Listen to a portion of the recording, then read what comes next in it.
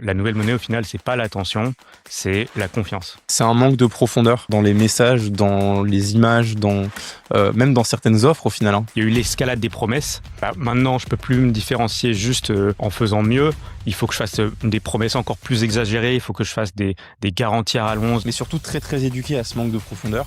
Et du coup, c'est ce qu'ils recherchent. C'est-à-dire que c'est pas une crise de la confiance où la confiance a disparu, c'est que la confiance, elle est beaucoup plus difficile à obtenir. Cette recherche du toujours plus afin de se démarquer qui a amené justement à créer des messages marketing, enfin qui poussaient des messages, mais après qui n'étaient pas alignés avec ces promesses-là qui ont été faites. Je pense que le manque de confiance, il est que la belle apparence nous fait de plus en plus peur parce qu'on se dit que cette belle apparence, elle cache un vrai vide philosophique, un vrai vide intellectuel et de qualité en fait. Donc l'authenticité devient une ressource rare, le feed poli est mort et le focus sera davantage sur le qui que le quoi. Donc sur qui créer, et quelle est cette personne, quelles sont ses valeurs, quelle est sa proof, sa crédibilité. Merci d'être présent. Ce que je te propose peut-être pour entamer, c'est qu'on revienne sur une actualité qui est majeure et qu'aucun entrepreneur ne peut vraiment éviter depuis plus d'un an, peut-être même plusieurs années. C'est la crise de la confiance. Toi et moi, on est dans le monde du business en ligne depuis plusieurs années. Comment est-ce que tu as vu évoluer cette crise-là de la confiance ces dernières années?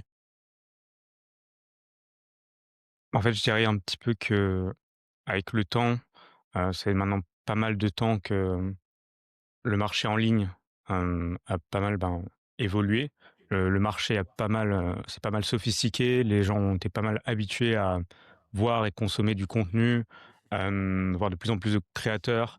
euh, voilà, je pense qu'il y a eu pas mal d'évolution et aujourd'hui de plus en plus avec l'IA qui se développe et qui rend vraiment, enfin on voit aujourd'hui toutes les possibilités des nouveaux modèles. On voit Nano Banana Pro, on voit toutes ces choses-là, hem et on voit à quel point en fait aujourd'hui c'est tellement simple de répliquer n'importe quel contenu, instantanément. C'est très, très difficile de, savoir, est-ce qu'on doit vraiment se fier à l'information qu'on voit encore plus qu'avant?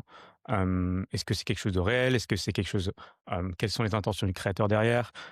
Toutes ces choses-là et je pense que ça induit le fait que, après toutes ces années de maturation où, tout le monde a fait une course incessante, à l'attention, on se rend compte que ça fait pas tout, et qu'après ça, la vraie question, c'est quelles sont les intentions de la personne derrière et ça a vraiment créé une espèce de scepticisme qu'on ressent de manière globale, chez l'audience, chez les gens de manière générale sur les réseaux sociaux et donc c'est un petit peu l'idée de: «OK, en fait, la nouvelle monnaie au final, c'est pas l'attention, c'est la confiance».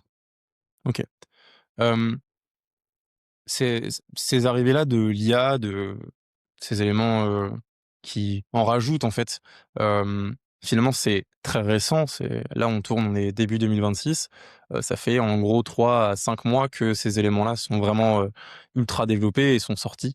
Hem, mais avant ça, il y avait déjà une crise de la confiance. Je sais pas si toi tu l'as déjà vécu un peu, mais de manière générale sur le monde du business en ligne. Est-ce que cette évolution-là aussi, cette première évolution sur laquelle en fait est venu s'implémenter, Nano Banana Pro et tout ce genre de d'outils, hem, est-ce que déjà en fait, je le vois comme 2 phases si tu veux de crise de la confiance. Est-ce que cette première phase de la confiance, de crise de la confiance, tu l'as vue aussi? Et c'est quoi ces premières sources-là sur lesquelles sont venues en plus s'implémenter, ces évolutions assez récentes? Ouais, c'est vrai que pour moi, l'IA, c'était la dernière étape, tu vois? C'est en Mmh. mode, c'est vraiment en mode: «C'est fini, ça y est, il y a pas d'autre option». On pouvait encore s'en sortir un petit peu avant, sans créer de la confiance et on va voir un peu, comment créer de la confiance, je pense, Mmh. ensemble.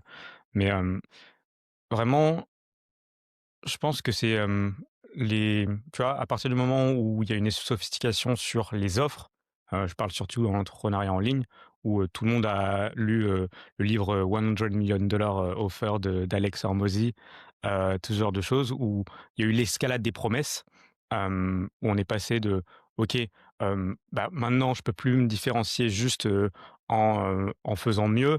Il faut que je fasse, des promesses encore plus exagérées, il faut que je fasse des garanties à rallonge, il faut que voilà et je pense que c'est, cette escalation-là des promesses, hem, cette recherche du toujours plus afin de se démarquer qui a amené justement à créer des messages marketing, des brands qui n'étaient pas du tout en fait, enfin qui poussaient des messages, mais après qui n'étaient pas alignés avec, ces promesses-là qui ont été faites. Et du coup, je pense que ça a créé beaucoup de scepticisme auprès de l'audience de manière générale. Mmh. Je pense qu'il y a ça, il y a les promesses un peu de fou et cetera et puis tu t'en parlais tout à l'heure. On en parlera aussi de la partie attention versus, confiance. Je pense qu'il y a une autre, idée et c'est l'idée de ce podcast aussi, hein, clairement. C'est un manque de profondeur, dans les messages, dans ce qu'on voit, dans tu vois, ce qui marchait, il y a encore peu de temps et ce qui faisait notamment le monde du business en ligne, c'était, les réseaux sociaux en format court, où en fait tu as peu de valeur, beaucoup de tactiques, sur, les hooks, sur, la viralité, sur ce genre d'éléments qui en fait manquent de profondeur et ne gagnent quasiment Ouais, aucune confiance au final puisque, bah, en fait, tu pas vraiment le temps d'apprendre à connaître la personne ni autre. C'est plus du divertissement, c'est du scroll, c'est, je vois la même personne 15-20 fois et au final, bah, je finis par prendre un appel parce que, tu as la loi de l'attention et les lois de, consommer du contenu régulièrement et cetera, plein de points de contact.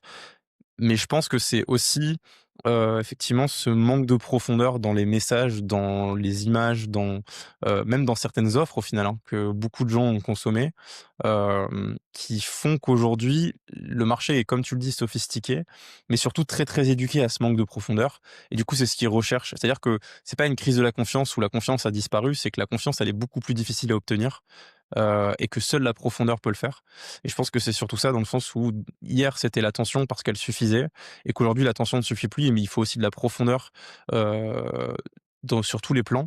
Pas forcément quelque chose de sophistiqué, mais quelque chose de profond, quelque chose qui est pas creux, en fait. Je pense que c'est surtout ça, ouais.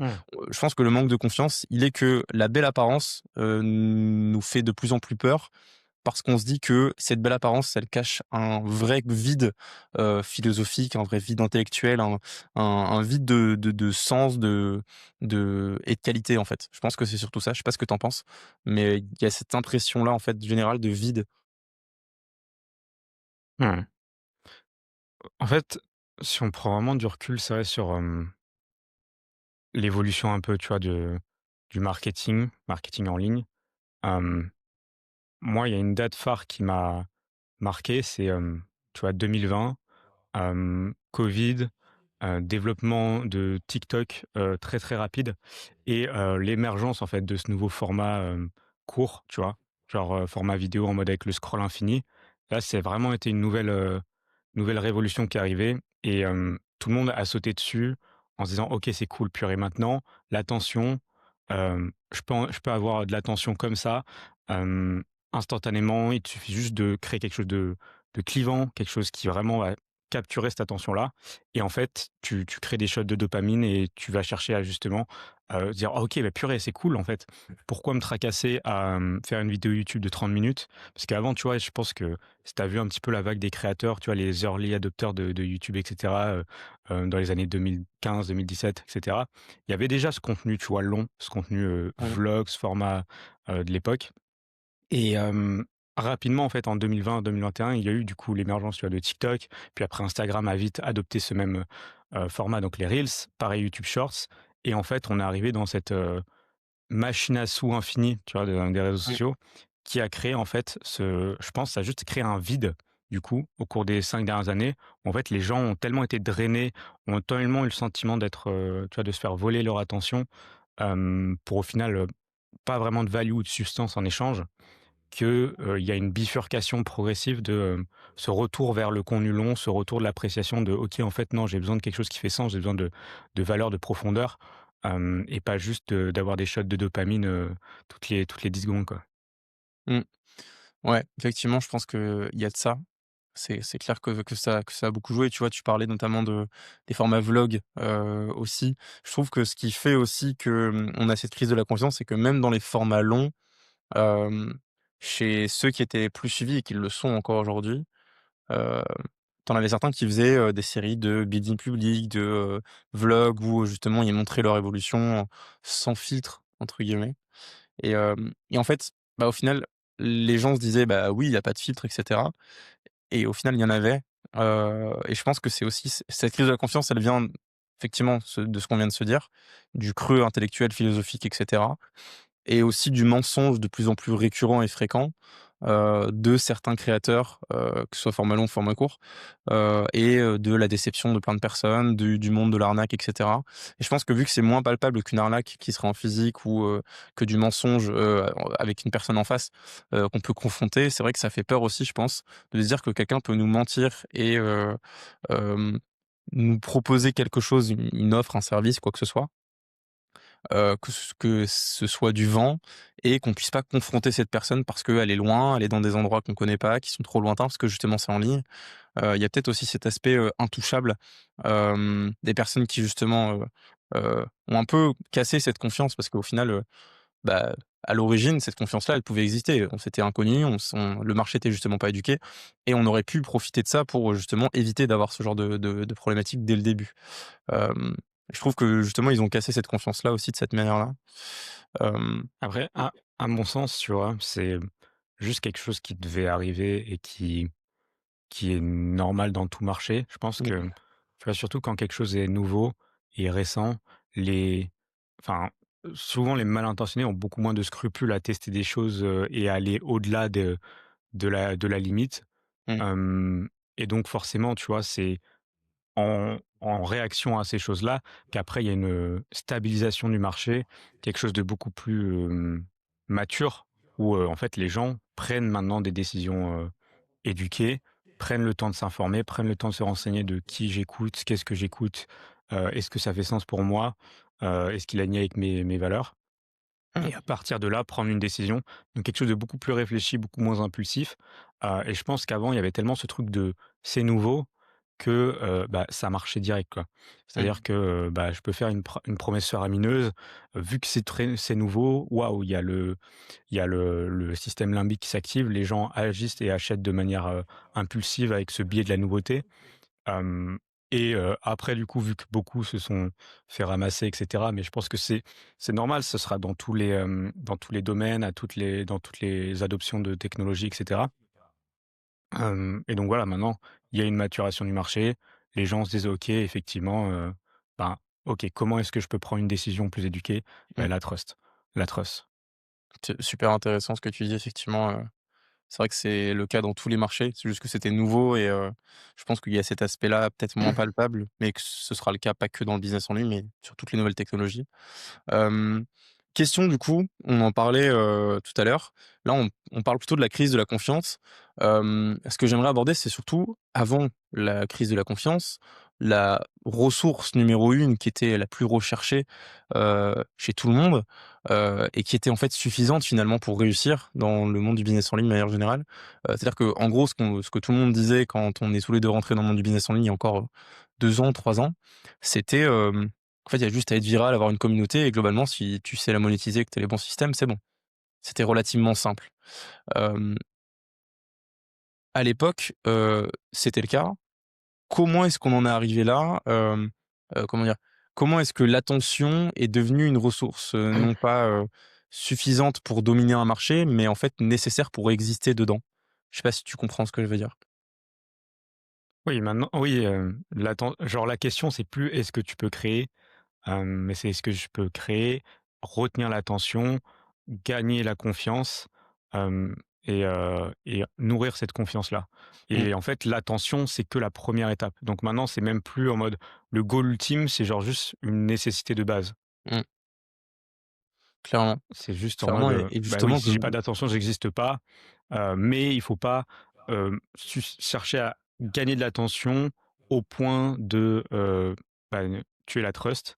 mmh, Et c'est tout le but d'une brand, en fait, c'est de ouais, voir long terme, au-delà juste du marketing clivant. Heu, il faut être clivant, c'est important, je pense, mais pour les bonnes raisons. mmh. Pour appuyer un message, pour appuyer des valeurs, et c'est ça le branding, en fait, au final, Bah, c'est ce qu'on heu disait, hein. C'est ce qu'on disait, enfin, tout à l'heure, je parlais de profondeur.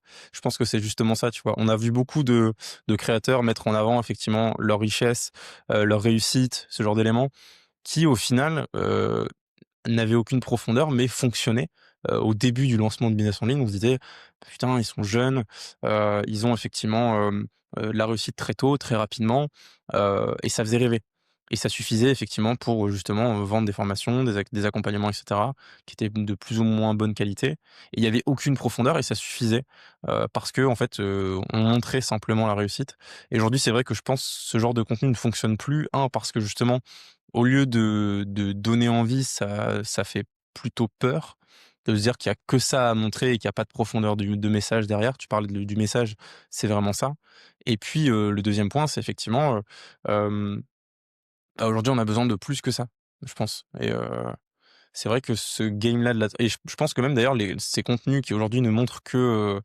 une façade, au final sont moins viraux et fonctionnent moins sur les plateformes, que ceux où justement les gens vont vraiment mettre de l'intérêt et vont vouloir vraiment suivre parce qu'il y a ce qu'ils recherchent, à savoir plus de profondeur, plus de valeur. Les contenus les plus viraux, c'est les contenus, où, il y a une ressource à récupérer, où il y a de la valeur, où il y a du conseil. Je pense que ça joue aussi en vrai. Il doit y avoir un élément comme ça, heu, pour lequel justement cette ressource de l'ascension elle a Ouais. changé quoi. Mmh mh. Donc Ouais, non, mais c'est clair, tu vois, justement, l'autre jour, on en parlait, je regardais, un, un tweet de Adam Mosseri, donc le CEO d'Instagram et il expliquait justement quelques, les tendances, en fait, les prédictions pour lui de 2026, et où du coup, il expliquait justement que la confiance était, «la nouvelle monnaie» entre guillemets, mmh et que, la, l'authenticité, devenait une denrée rare. mh, Alors je vais te retrouver un petit peu, j'avais posté ça sur Threads rapidement. Ouais, donc l'authenticité devient une ressource rare, le feed poli, est mort et donc le contenu lissé devient cheap en gros, et le focus sera davantage sur le qui que le quoi. Donc sur, qui créer et oui, quelle est cette personne, quelles sont ses valeurs, quelle est sa proof, sa crédibilité et cetera, et pas le quoi, pas les hacks rapides, les tips, à 2 balles, mais voilà, vraiment sur qui est-ce qui présente ce contenu-là et ensuite le nouveau standard sera qu'est-ce que seul toi peux créer. Parce qu'aujourd'hui, la question, c'est plus est-ce que tu peux créer? Tout le monde doit créer, tout le monde doit générer de l'attention, peu importe ton activité, mais c'est qu'est-ce que seul toi peux créer? mmh, Et c'est vraiment ce nouveau shift-là qui va être intéressant et qui va permettre de se démarquer. Et la dernière chose, qu'il a évoquée, c'est que l'imperfection devient un signal. Parce que ça mmh, montre que c'est réel. Et parce que c'est réel, parce que c'est imparfait, c'est réel. Et c'est vraiment ce truc de, bah, OK, ouais, effectivement, il y a n'importe quel contenu qui peut être soit maquillé et aussi parce que c'est normal avec une brand de vouloir mettre en avant les hauts et les highlights, de son activité ou de son mmh, lifestyle ou et cetera. Mais ce qui va vraiment créer une connexion plus profonde, ça va être justement de montrer cette imperfection, ce côté raw, et qui va pas juste être, un style ou une préférence, de goût, mais vraiment, un signal pour montrer, OK, ça, ce contenu-là, bah, il est réel, quoi. mmh. Je vois totalement ce que tu veux dire. C'est vrai que cet aspect aussi, de l'IA qui s'est ajouté à tout ça, fait qu'on a besoin aussi d'un aspect, c'est une vraie personne derrière, c'est un être humain en fait. On a peut-être besoin aussi, tu vois, quand on parlait de profondeur, il y a peut-être aussi besoin de juste d'humain. Hem Et j'ai une question du coup qui me vient. Qu'est-ce qu'est-ce que tu en penses justement de cette perte de la ressource de l'attention comme étant ressource numéro un et cette arrivée de la ressource de la trust?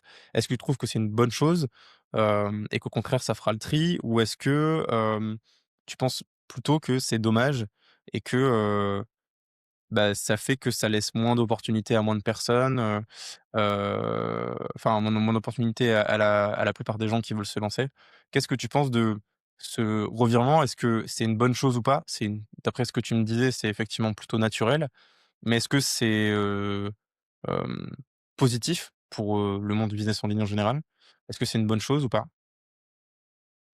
De toute façon, alors j'essaie pas trop d'avoir de base des jugements de valeur sur est-ce que c'est bien ou mal, mais Mmh, je pense que c'est une de un, je pense que c'est une partie du cycle nécessaire. Enfin, c'est un cycle, tu vois?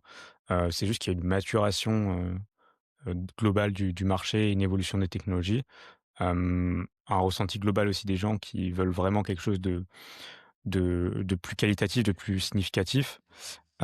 Et après, in fine, oui, si je devais me positionner, je dirais que c'est mieux, quoi. Mmh, C'est mieux parce que ça fait le filtre, tout simplement. Genre le but, c'est, de filtrer le vrai du faux, de voilà. C'est juste plus compliqué, plus difficile, il y a plus de faut avoir une vraie stratégie, en fait. Tu peux pas juste sortir et mmh, tu vois, pendant très longtemps, moi, ce que je poussais dans le contenu, par exemple, c'est, tu trouves les contenus qui fonctionnent dans ta niche, tu les répliques et c'est bon et alors c'est super, hein, mais ça fait vraiment un feed ça crée vraiment un feed de clones mmh, et du coup, ben, les gens ont cette sensation de: «Ouais, ben, en fait, j'ai le sentiment que j'ai déjà vu passer ça quelque part» et tu vois, ça a fait ré écho à ce tu vois, cette conclusion de Adam Mosseri qui est que, hem, créer, c'est même plus la question parce qu'aujourd'hui avec l'IA, tu peux vraiment répliquer n'importe quoi en instantané, mais ça va être qu'est-ce que seul toi peux créer, tu vois? Ça va être le mmh, storytelling, ça va être la narrative, c'est ça qui va en faire accrocher les gens et puis aussi, en fait, c'est un retour juste, à la base, tu vois? Genre, si on prête attention à, tu vois, toutes les histoires, tous les messages qui ont traversé les générations, les millénaires, c'est le storytelling, tu vois?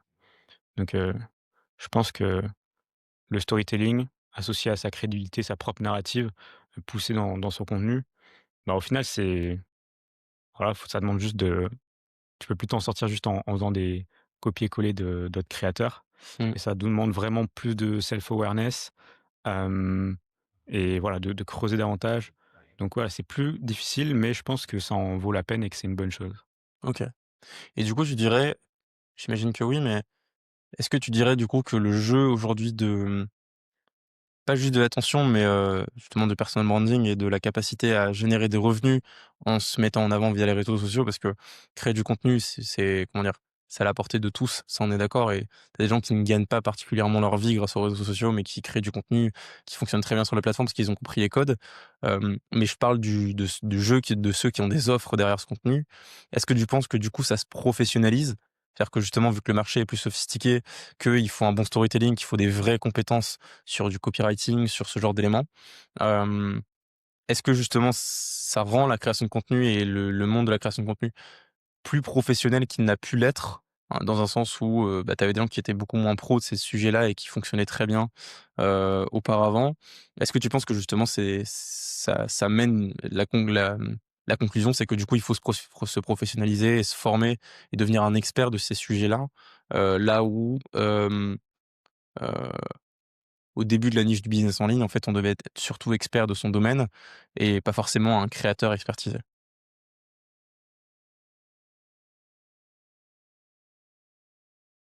Ouais, je pense que ça dépend vraiment, mais oui, si tu as une offre, faut que tu comprennes le marketing, faut que tu comprennes le branding, le storytelling. Hem, Souvent le paradoxe, c'est que, in fine, tu vois, en voulant avoir la stratégie la plus lissée possible, bah, c'est comme ça qu'on réduit un petit peu son authenticité. Mais je pense qu'il y a, 2 types d'authenticité, tu vois? Il y a l'authenticité où, juste je partage tout sans filtre et je montre toute ma vie en mode influenceur et puis, il y a l'authenticité intentionnelle, tu vois?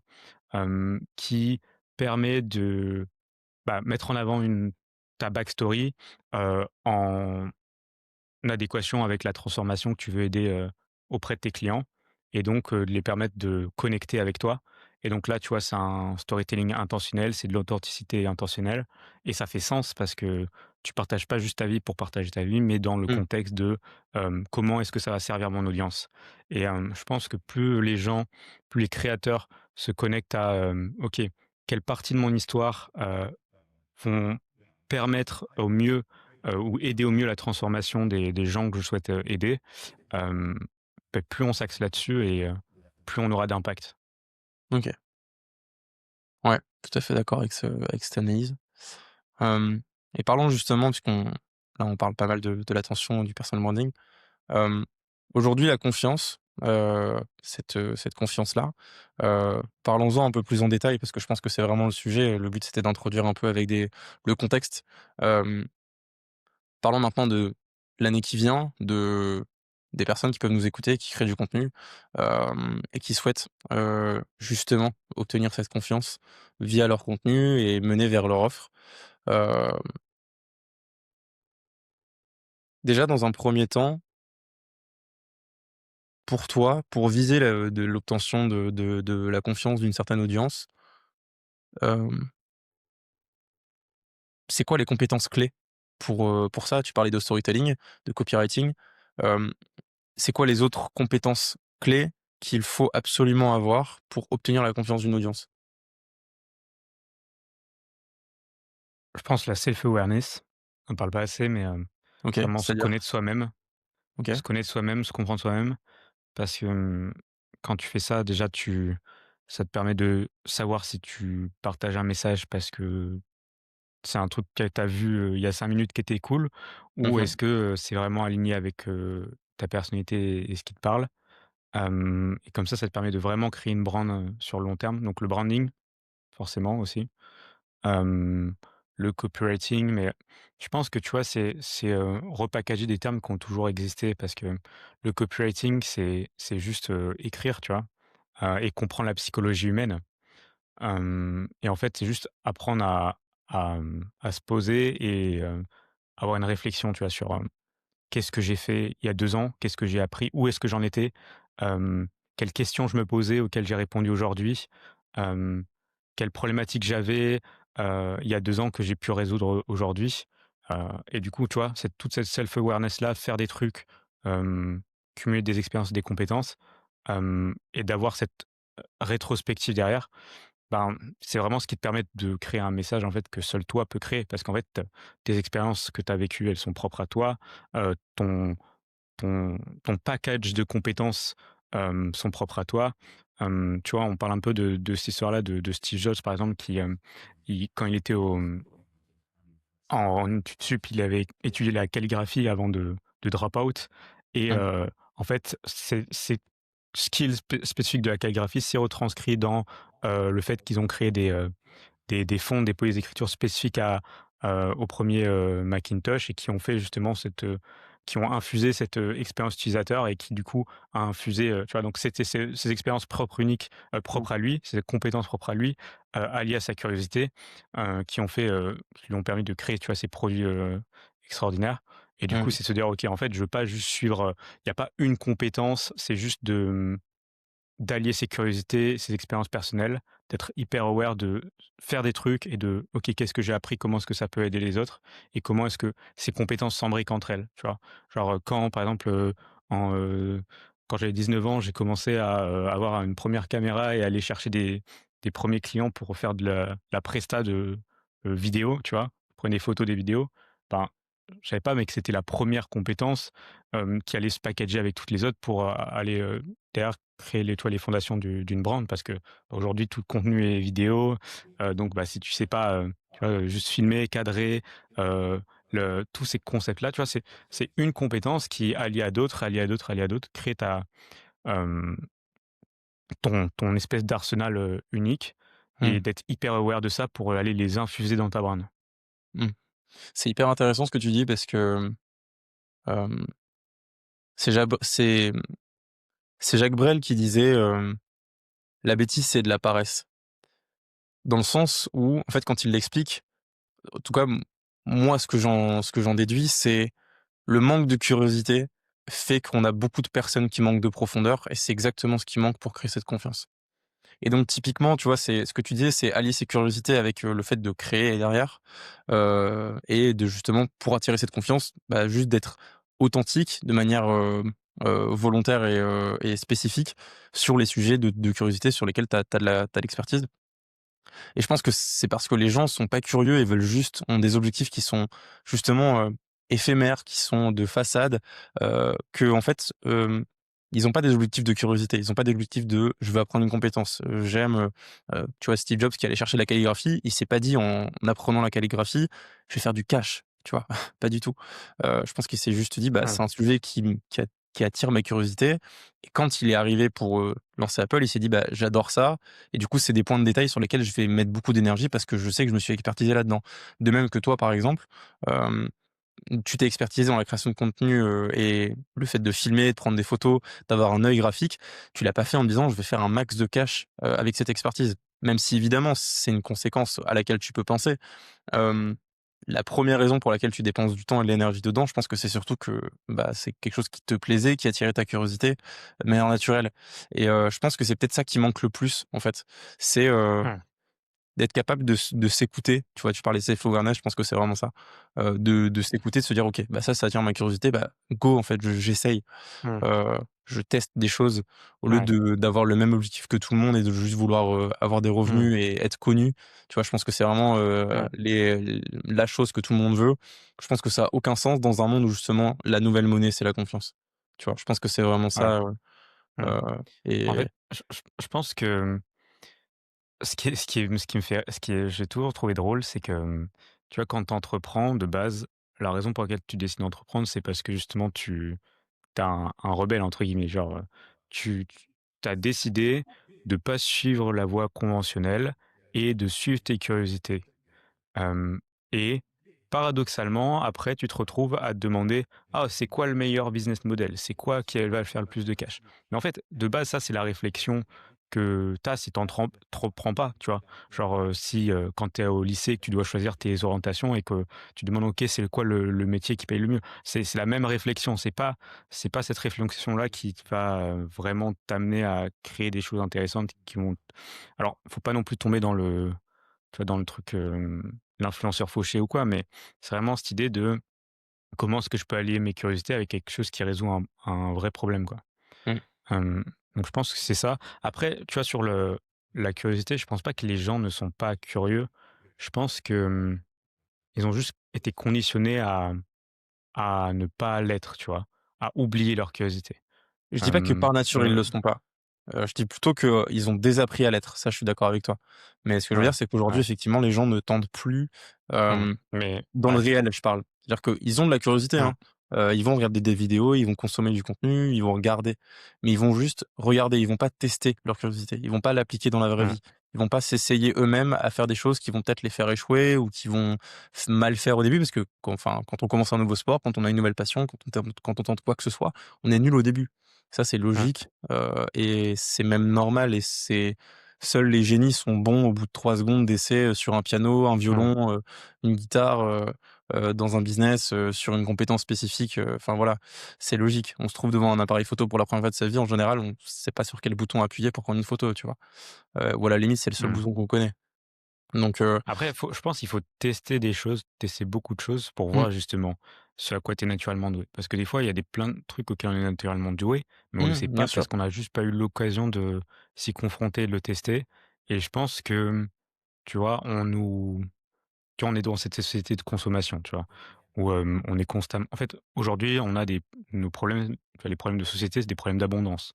Mmh, Il y a plus de gens en surpoids que je sais pas, je sais plus trop ce que c'est les stats, mais je crois qu'il y a plus de gens en surpoids que de gens, pas en surpoids, en tout cas, dans certains pays occidentaux. Je sais pas si c'est le cas en France, mais je crois qu'il y a une non, espèce de truc, mais on n'est comme pas un loin. adulte sur 2.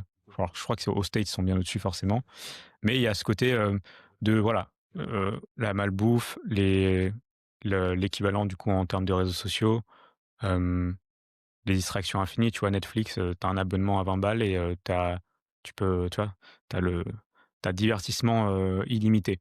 Il y a Mmh, plus d'ennui, et vu qu'il y a plus d'ennui, il y a plus de curiosité. c'est Parce hyper que la intéressant. curiosité, D'accord. elle part de l'ennui, tu vois? D'après moi, Mmh. en tout cas. Et donc c'est important, je pense, de recréer des zones de vide pour retrouver sa curiosité, tester des trucs, hem et voilà, quoi. Super intéressant. Recréer des zones de vide pour retrouver sa curiosité, j'aime beaucoup le concept et c'est vrai que l'ennui manque beaucoup. Et tu vois, je sais plus qui est-ce qui disait ça, mais c'est beaucoup plus facile, par exemple, de lire un livre après une période d'ennui que de lire un livre après un film Netflix.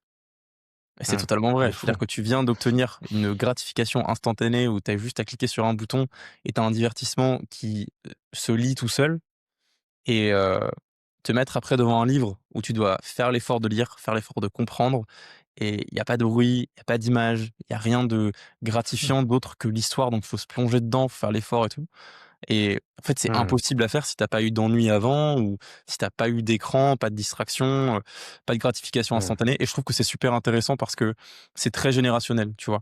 Ce que je remarque, c'est que la génération, bah, de nos parents qui ont, entre, 45 et 60 ans, Bah, eux, ils ont pas été habitués à scroller et donc du coup, bah, juste ils travaillent et ils ont derrière cette, comment dire? Cette, ouais, enfin, ils ont aucune difficulté à passer du travail, au livre parce qu'ils ont pas la gratification instantanée entre les 2, tu vois? Ouais. Attends juste 2 secondes, je sais pas si ma caméra elle a buggé ou quoi, c'est trop bizarre. T'inquiète, Tu me vois on bugger ou fera pas? enquête. Tu me vois On fera bugger ou enquête. pas? Là, je te vois bugger fort, ouais. Ah ouais, OK, d'accord, Tu arrêté. attends, je le purée, mais what the T'inquiète, t'inquiète, on fera une pause, c'est pas hyper grave. mais j'ai attendu le moment calme. Ça va reprendre, tu sais?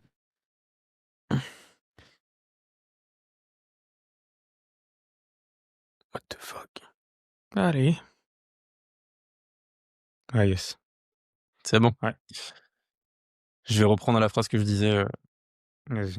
hem et c'est vrai que, tu vois, je sais plus qu'est-ce qui disait ça, mais heu, il y a une citation qui dit que c'est beaucoup plus facile de lire un livre après une période d'ennui que de lire un livre après un film Netflix, c'est totalement vrai. Tu tellement distrait et c'est tellement facile de cliquer sur un film que plutôt, avoir de l'ennui et Mmh, te plonger dans le livre, faire l'effort de le faire.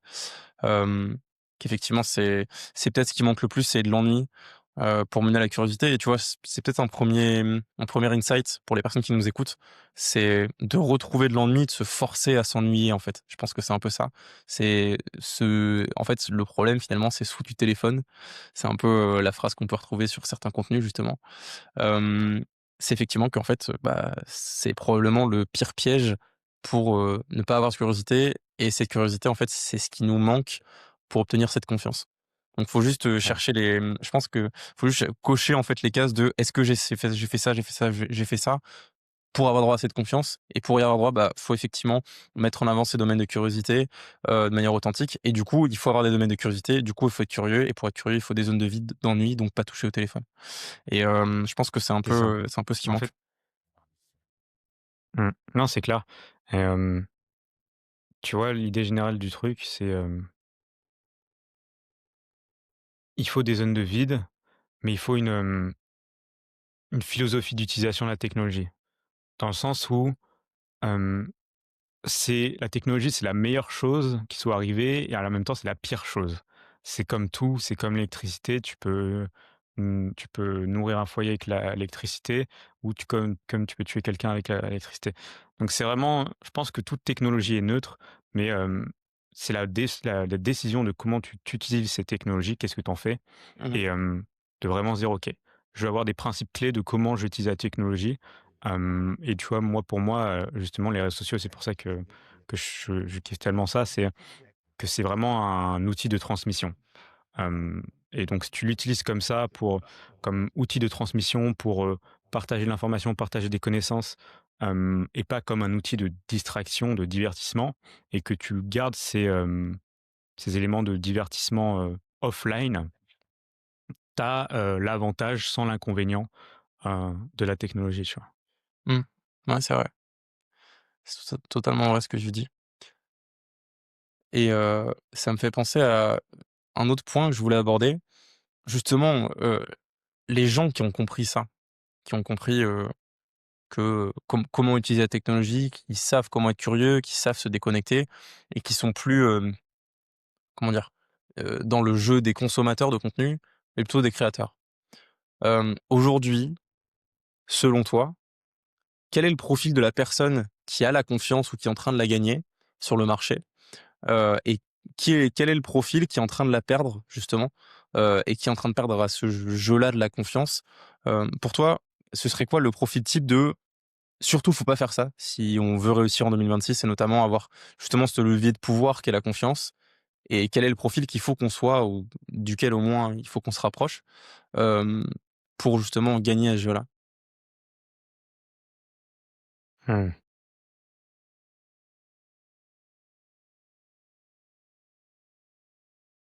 Je pense qu'il faut partir de, la vision long terme de ce que tu veux créer, pourquoi ça compte, pourquoi c'est un message, important. Tu vois, je pense notamment, c'est beaucoup, Seth Godin, tu vois, qui est, marketeur, pionnier, qui a écrit beaucoup, beaucoup de bouquins sur le marketing et tu vois, lui, il a toujours été aligné avec son message de il a toujours, en fait, prêché la confiance, tu vois? Genre là, nous, on le ressort aujourd'hui parce que ça redevient, entre guillemets, «à la mode» parce que beaucoup n'ont plus le choix et parce que on est reconfronté à cette réalité de: «OK, non, en fait, ça c'était de la confiance depuis le début, c'est toujours été ça». Mmh. Hem et tu vois, quand tu as, un message qui a de l'importance, qui, résout un problème profond, que tu as cette vision-là, et que tu arrives à faire fédérer les gens à cette vision, hem et en fait, tout le reste, c'est des tactiques, en fait. Tout le reste, c'est des tactiques, les tactiques, c'est bien, mais c'est opérationnel, implémentable, instantané, mais ça donne pas de direction. Hem Vu tu vois, vu que l'IA aujourd'hui, elle peut tout faire, enfin beaucoup de choses en tout cas, la seule chose qu'elle peut pas faire, c'est avoir une vision, avoir un jugement de valeur et diriger, tu vois, cet effort-là, cette énergie-là, cette impulsion-là dans une direction. Et du coup, question, pour ce qui est du profil justement, genre à éviter absolument, qu'il faut vraiment éviter d'être, les actions qui seraient à bannir pour justement avoir cette confiance, ce serait quoi?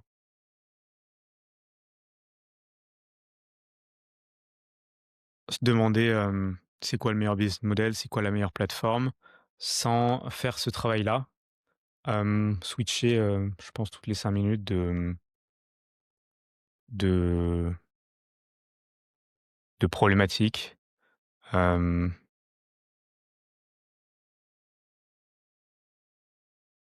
Ouais, je pense que c'est ce genre de choses, tu vois? C'est, juste chercher qu'est-ce qui va, être, viral juste pour être viral, et perdre la trust, en fait. Mmh, C'est, tout ce qui pourrait, montrer de l'inconsistance dans le message. OK. Si Voilà. Et alors justement pour pousser un peu la réflexion plus loin, comment est-ce qu'on peut éviter le piège et c'est voulu parce que je sais un petit peu ce que j'ajouterai là derrière, hem, mais comment est-ce qu'on peut éviter le piège du scam ou du gourou, d'un domaine? Tu vois? C'est-à-dire qu'on a de l'attention, ça y est, mais on peut paniquer ou on peut se dire: «Bah, tiens, j'ai commencé à avoir de l'attention, tel contenu a très bien marché» et puis c'est un contenu qui est vide de sens, qui fait un peu gourou, mais je vais le faire parce que ça me donne de l'attention. Comment est-ce que je fais pour éviter ce piège-là de, je tombe dans, le côté gourou, le côté scam, le côté, j'ai du revenu et ça me suffit? Comment est-ce qu'on évite, tu vois, ce que les gens appellent, l'argent qui fait un peu tourner la tête? L'attention un peu de la même manière. Comment est-ce qu'on fait pour éviter ce piège-là et justement rester dans ce jeu de la confiance? Hem, qui est le jeu, en fait, principal au final. Selon toi, genre, voilà, comment est-ce que je fais pour imaginons, je suis un profil qui commence à avoir de l'attention, qui a une offre derrière, qui est pas trop mal, mais pas encore parfaite, parce qu'aucune offre n'est parfaite et doit toujours s'améliorer. Hem, comment est-ce que j'évite de tomber dans le piège du scam et du gourou, et du coup d'être vraiment axé profit? Et comment est-ce que je fais justement pour rester dans cette voie-là, tu vois, de pas basculer du côté obscur, c'est ça que je veux dire? Bah, je crois, tu vois, je crois que c'est Hormozy qui, disait que pour lui, la meilleure stratégie marketing, c'est «state the fact, tell the truth». Heu, énonce les faits, dis la vérité et après moi, je pense que, la chose derrière, c'est, fais des promesses que, bah, tu peux tenir. Hem, Après, je pense pas que fondamentalement le statut gourou soit, tu vois, une mauvaise chose. Heu, je pense que c'est juste quand tu fais juste des fausses promesses. Enfin, je pense que à partir du moment où juste les gens, s'il y a une quantité disproportionnée de tes clients qui se plaignent et que tu adresses pas ces réponses-là, bah, oui, là, tu es dedans, quoi. Donc faut juste, je pense, être ultra, à l'écoute de son audience et de ses clients, tu vois? Mais en même temps, dans une certaine mesure, écouter aussi sa voix interne et pas juste faire, ce que ton audience te dit, parce qu'ils te le disent. Mais voilà, résoudre une problématique, voilà, juste je pense que tout est une question d'intentionnalité. C'est, l'intentionnalité, qui est phare, quoi. Je pense que même quelqu'un qui fait des erreurs, qui a un produit qui est pas bon, mais qui se rattrape après, hem, ben, ça passera parce qu'il avait la bonne intention derrière et que, il a mis les actions pour, corriger la direction, et qu'il a été, vulnérable et transparent, genre sur, ses, ses difficultés, ses échecs, ce qu'il aurait pu améliorer et cetera, qui se remet en Mmh. question et hem et voilà. Ce que tu dis, c'est intéressant.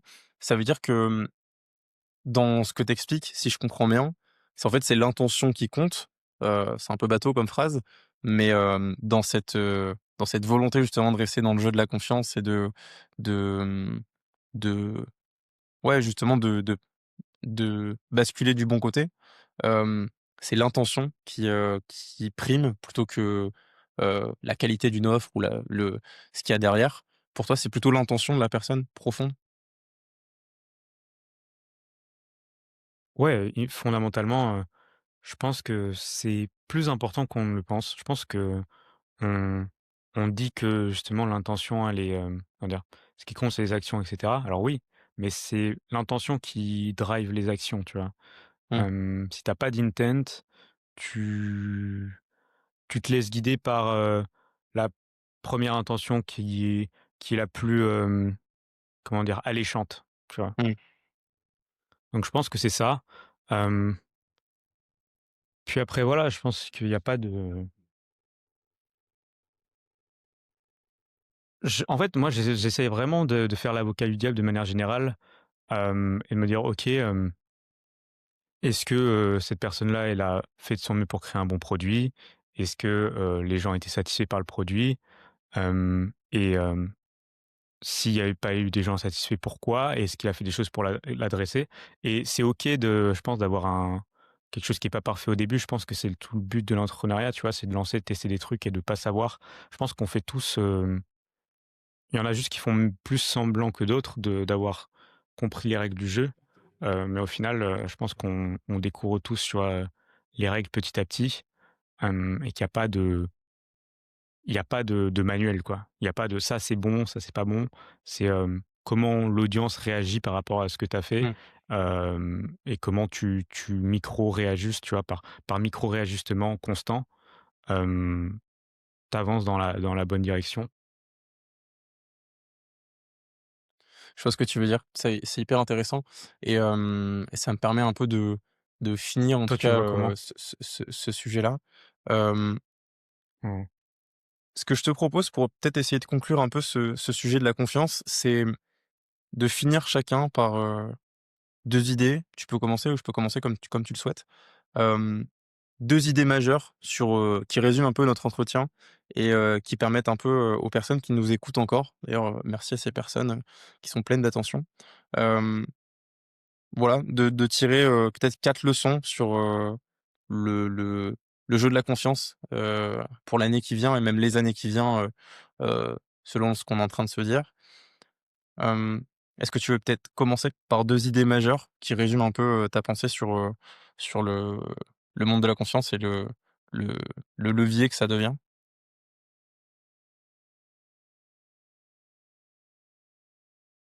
Les sur le monde de la confiance, je dirais que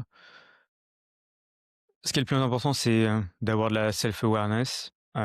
Si tu te connais toi-même, tu créeras quelque chose qui est aligné avec ça et tu attireras des gens qui sont aussi Mmh, alignés avec ça.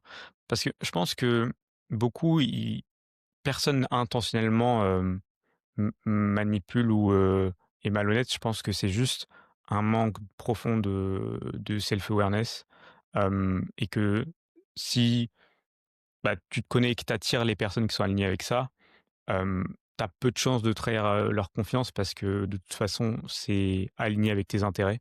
Je pense que c'est de réaligner les intérêts. Réaligner les intérêts entre mes intérêts et ceux de l'audience et avancer dans une, même direction en synergie. OK. Ça fait une idée. Est-ce que tu en aurais une deuxième ou pas? Qui résume un peu ton point? En gros, résoudre ses propres problèmes et partager la solution avec les autres. Hem C'est vraiment ce truc-là qui, pour moi, génère de la confiance parce que t'as pas d'intention cachée derrière. C'est juste ta propre curiosité qui t'a amené à résoudre ces problèmes-là et du coup, c'est ce qui te permet de générer cette confiance auprès des autres. T'es pas là pour juste leur vendre un truc, tu es là pour, aussi parce que c'est un problème qui te tient à cœur de résoudre. C'est Mmh, comme ça que tu crées de la confiance. super intéressant. Toi, t'en penses quoi de ton côté? Ben, moi de mon côté, j'ai peut-être, 2 autres idées. Du coup, je vais essayer de varier un petit peu, même si je partage totalement ce que tu OK. viens de dire. Ce que je dirais aussi, c'est que, pour toutes les personnes qui justement veulent appliquer tous les concepts que tu viens de dire, pour moi, il y a un prérequis en fait, qui est nécessaire et on en a parlé un petit moment, c'est l'ennui. Je pense qu'on manque beaucoup de ça en fait. On manque d'ennui, on manque de vide, parce que ce vide permet de combler avec, avec des curiosités, avec des apprentissages, avec des actes dans le réel. Hem Et c'est cet ennui-là qui manque à énormément de gens parce qu'on est tous consommateurs, on est tous quand on est créateur, en général, on est un peu consommateur aussi, qu'on le veuille ou pas, à moins d'avoir réussi à plus du tout avoir la main sur les plateformes. Mais la plupart des créateurs, c'est pas leur cas. C'est-à-dire qu'ils sont obligés d'aller puiser leur, leurs inspirations, les contenus, les tendances du moment et cetera. Enfin voilà, ils vont tout le temps regarder, du contenu et ça me paraît, logique. Mais je pense que, pour en fait, pour les périodes d'apprentissage, il faut être capable de justement s'ennuyer. Hem Bill Gates, prend des semaines de 5, 6 jours sans téléphone, sans être contacté. C'est pas pour rien. Je pense que c'est intéressant aussi de regarder justement les les plus gros, pas créateurs, mais entrepreneurs, qui existent et pas que dans le monde du business en ligne et ils sont tous déconnectés, ils déconnectent leurs enfants aussi, et je pense que c'est super important. Donc première notion, c'est peut-être, l'ennui, qui manque et le deuxième, c'est le concept de ce podcast aussi et je pense que je l'ai vraiment créé dans cet esprit-là et dans cette crise-là aussi, dans le sens où le but de ce podcast, c'est d'aller chercher plus loin que juste, les sujets dont tout le monde parle, qui sont justement, hem, vides de profondeur qu'on entend partout et qui, au fond, sont effectivement, hem, participent, en fait, à ce manque de confiance. C'est qu'on parle tous de la même chose, et qu'on veut tous faire pareil et qu'on manque de profondeur. C'est vraiment ça, c'est ce mot-là qui manque, c'est un manque de profondeur sur plein de sujets, intellectuels, philosophiques, de messages, de réflexions, hem, de connexions, de relations. On manque de profondeur dans tout, je pense, et le monde de l'image et de l'attention est plus suffisant et il faut de la profondeur et je pense que c'est ces 2 éléments-là et du coup, dans la profondeur, on retrouve plein de valeurs et de notions qui feront d'un contenu une pièce de confiance.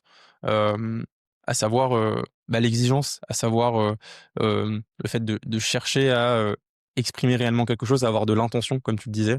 Donc je pense que c'est ces 2 notions-là, 2 mots clés en fait, que sont l'ennui et la profondeur. Je pense que c'est vraiment ça. Hem, voilà, c'est ce que je dirais pour Mmh. conclure. Est-ce que tu aurais peut-être Non, c'est intéressant. un petit mot de la fin? Pour conclure ce podcast. Voilà, qu'est-ce que tu aimerais dire, peut-être un truc que tu as pas pu exprimer là, aujourd'hui sur le thème de la confiance, heu, ou même de manière générale, voilà, un petit mot de la fin. Mmh.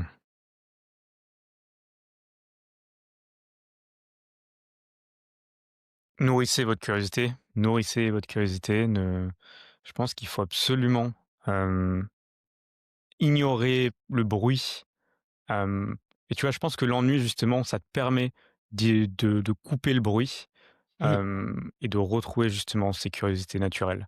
Parce que tout le monde est curieux, tout le monde, veut tester des trucs, tout le monde veut apprendre de nouvelles compétences, c'est humain, hem voilà, tester des trucs, nourrir sa curiosité. Trop bien.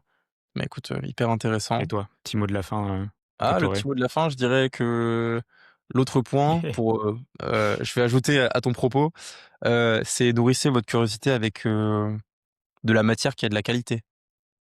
Genre des livres, par exemple.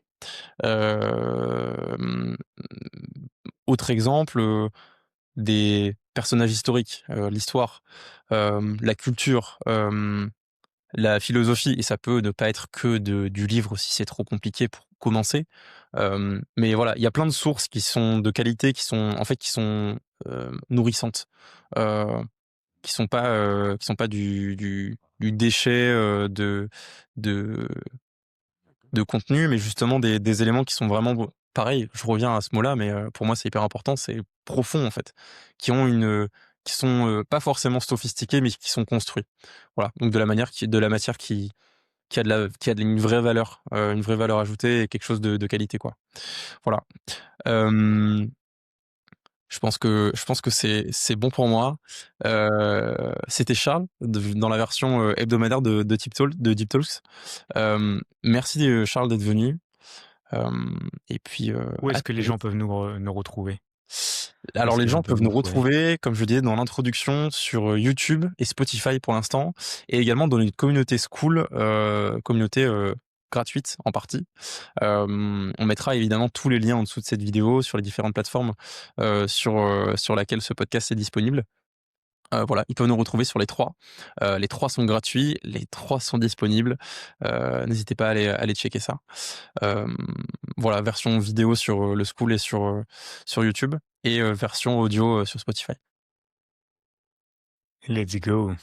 Voilà, bah, écoutez, à la prochaine dans ce petit podcast hebdomadaire. On parlera de sujets, très spécifiques avec Charles. Voilà, merci beaucoup pour votre écoute. C'était Thomas. Ciao.